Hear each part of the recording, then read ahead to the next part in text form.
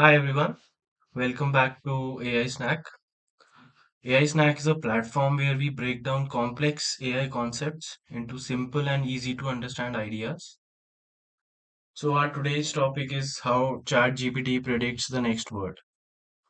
If you have ever used tools like ChatGPT, you might have wondered how these systems are able to generate paragraphs of text so easily.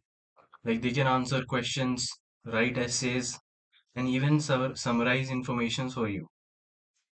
So at first glance, you might be thinking like it's almost magic, but the core idea behind how these models work is actually much simpler than it looks. So in this video, we'll explore how large language models such as ChatGPT generates text by predicting the next word. So let's get started. Let's start with an example. So as you can see on the screen, the cat sat on the. So as a human, you would likely say various words like mat, floor, table. So as humans, we base our output on the basis of familiarity and experience. But model what does is entirely different. It looks at the words that came before and estimates what word is most likely to appear next. Right. So I'll show you with an example like you chat on day-to-day basis, right? So there is a chat window. You write something, any question or any sentence, and the model is able to predict the next token. So we'll discuss about tokens. So here you can see that mat has the highest probability of occurring, whereas floor and table are still less. So floor will be treated as the output, right? The basic idea is it bases its assumptions on basis of the output probabilities. So now let's understand what a token is. Tokens are in a way how a model understands what we say. So before the model can process text, it will break entire sentence into smaller pieces. So in a definition, you can say tokens are the basic units that model works with. So they are chunks that a model can easily understand. For example, the word unbelievable. So it might be split into these three tokens. So it doesn't matter if the LLM is able to process the whole token or whole word at a once. So it can break down different words differently based on its knowledge base. So what this helps is breaking down the word into smaller chunks. This process is called tokenization. And why? Because tokenization process helps the model handle different words very efficiently. So after our model has broken down the word into smaller chunks, those are called tokens. Model cannot directly engage with text. It mostly relies on numerical understandings. So it assigns a number to the token. So once these numbers are assigned to different tokens, this helps the neural network to process the language mathematically. But keep in mind, these are hypothetical numbers. You cannot simply assign any random number to a token because it's not enough to capture their meaning. That's why we have a concept called embeddings. So, embeddings in short help capture the meaning of a number, right? So, instead of representing a word with a single number, these modern AI models, LLMs, represent each word as a vector. And what is a vector? Vector is a simply a list of numbers, right? So let's understand what a vector is first. So here you can see the notion of a king as a vector. So you can see certain values here like 0.25, 0.91, 0.32. So this is a list of numbers. Each number represents a dimension in a high dimensional space. So in an easier language, you can think of it as a representation of various features that defines the word king.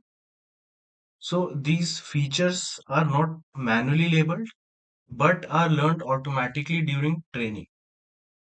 So embeddings allow the model to represent a subtle relationship between words. So once words are converted into vectors, let's imagine this diagram where we place them inside a large mathematical space. In this space, every word is represented as a point. Words with similar meanings tend to appear closer together. For example, king and a man are closer to each other, and queen and the woman are closer to each other. Because in their vector space, somewhere there's a feature or there's a dimension that exists which is common between a queen and a woman, and similarly between a king and a man, right? Let's deep dive into it. So there's a very famous example of king, man, woman, and a queen. Let's understand it better. Here you can see there are four words, right? And each word is represented by its embedding vector. And each number in this embedding vector represents a feature, right? So together we have taken here six features and we have compared these six features across these four words. So as you can see, royalty is a very decisive feature for a king and a queen. They have a similar numerical value assigned to them. Similarly, in the context of leadership, they have a very similar value assigned to them.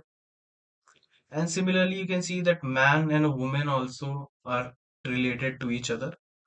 So, what this helps us understand is how different features affect a placement of a word in a vector space. So, if you calculate the similarities between them, you'll know that king and queen are highly similar. Man and woman are also highly similar. King and man are similar, but not to that intensity.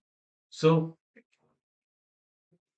if we look at this problem where a king minus man plus woman, what we are doing is we are subtracting the embedding vector value from here, right? And similarly, we are adding the embedding vector value of a woman, right? The resultant vector would be similar to that of a vector of a queen. It would not be equal, but it would be similar enough for the model to understand that the resultant vector is quite similar to the vector of the queen. Let's move on to the next topic. So we read about how each words are identified by the large language model based on their embedding vector and all the dimensional value it carries. But sometimes what happens is not only the embedding vector cannot help you understand a sentence fully, because language is not just about individual words. The context plays a very important role, right? So For the example, I sat by the river bank and I deposited cash at the bank. So here the embedding vector of both bank in this sentence and this sentence would be similar. But if we treat these two words on the same grounds, our responses would be incorrect. Maybe the model would take this bank as a river bank and this bank as the bank where we deposit our money. How does model decide? So there are certain practices and certain concepts that are used to understand the context of the sentence. So you can remember this like ChatGPT uses attention mechanism to understand how words relate to each other within a sentence. So we'll study about attention mechanism in another video. I'll give you a glimpse of it. So what attention does is attention allows the model to examine all words in a sentence.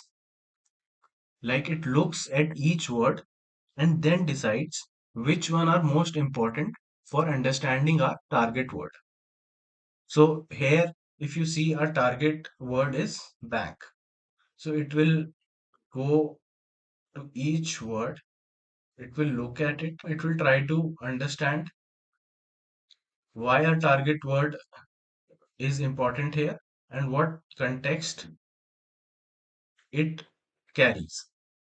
So when our attention mechanism will work, it will conclude that cash here in bank are more contextually related. So the model will understand they are talking about a bank where we deposit money. Similarly, if in this sentence, bank and river give a different contextual meaning, so the model will interpret that we are talking about a river bank, right?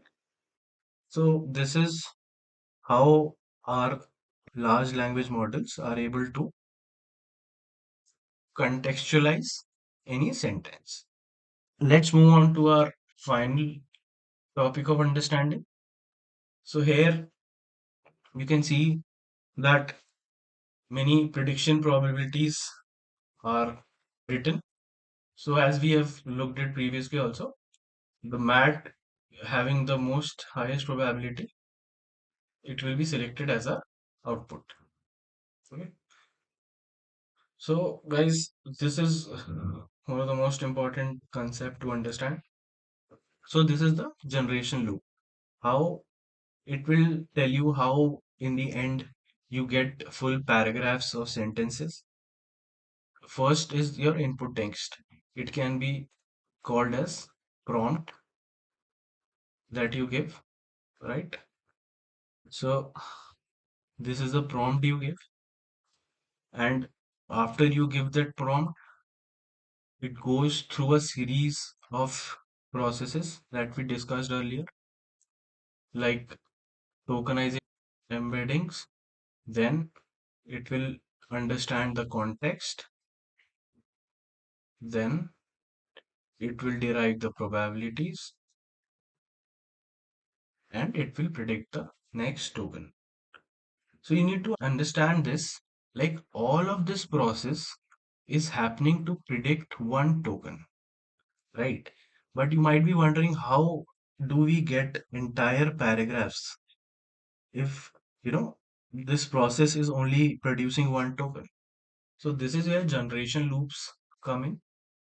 So after you predict the next token, this token is added to your already given prompt, right? And then the entire sequence goes through again, then it again predicts the next. So it can happen depending on your prompt for around 100 times. It can happen for 1,000 times, and it can happen however longer it needs to. An example, you can see here it's very simple. Explain how neural network works. So that was the original prompt, right? So model will go through every process, see each word, and calculate the next probable word. So according to this, neural is the next probable word. So it will add neural to the existing prompt again. So this is one cycle. This is one cycle, right? This step one. So again, neural is added. Then it will again go through each word, look at each word individually, derive the context, calculate the probabilities. Then it will come to networks. Again, it will add networks to the original prompt along with the added token. That was neural, right? Again, it will go to the fourth. Now, this is second cycle. This is third cycle, fourth cycle, and so on, n cycles, right? So after it goes through each and every cycle, it gives you the final output. So that's how our ChatGPT and all the modern AI models, LLMs, that's how they work. Hopefully, this video helped you understand what's actually happening behind the scenes. So if you found this helpful, consider subscribing to AI Snack, and you'll be getting